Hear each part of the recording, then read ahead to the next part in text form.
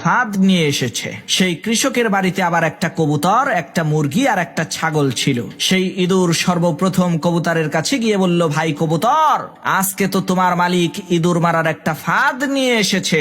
ইঁদুরের এই কথা শুনে কবুতর বলল, তাতে আমার কি? ওই ফাঁদ তো আমাকে মারার জন্য আনেনি, এনেছে তোমাকে মারার জন্য।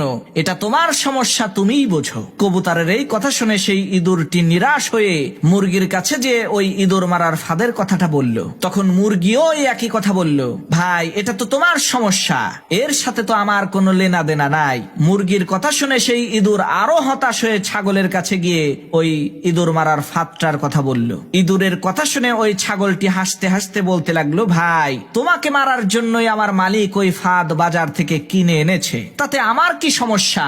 আমি তো খুবই আরামে আছি। সবার কথা শুনে ওই ইঁদুরটি হতাশ হয়ে কৃষকের বাড়ি থেকে চলে গেল। এদিকে কৃষকের ঘরে পেতে রাখা ইঁদুর মারার ফাঁদের মধ্যে একটা সাপ আটকে গেল।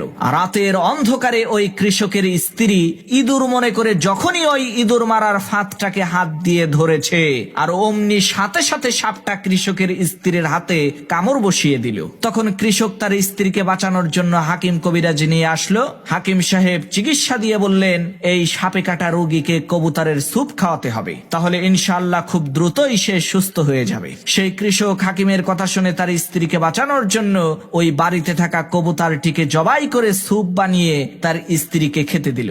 এদিকে তার স্ত্রীর অসুস্থতার কথা শুনে আত্মীয় স্বজনেরা তাকে দেখতে আসলো। তখন ওই কৃষক বাড়িতে থাকা ওই মুরগিটাকে জবাই করে গোশত রান্না করে বাড়িতে আসা মেহমানদেরকে আপ্যায়ন করলো। আল্লাহর কি কুদরত, কিছুদিন পর ওই কৃষকের স্ত্রী সুস্থ হয়ে গেল, যার কারণে ওই কৃষক আনন্দিত হয়ে তার বাড়িতে থাকা ওই ছাগলটাকে জবাই করে এলাকার লোকজনদেরকে দাওয়াত করে খাওয়ালো। প্রিয় ভাইরা আমার, আজকে আমাদের ফিলিস্তিনের মুসলমান ভাইদের বিপদ দেখে যদি আমরা হাসি ঠাট্টা করি, তাদের ব্যথায় যদি আমরা ব্যথিত না হই, তাহলে খুব শীঘ্রই আল্লাহ তাআলা আমাদের ওই মুসলমান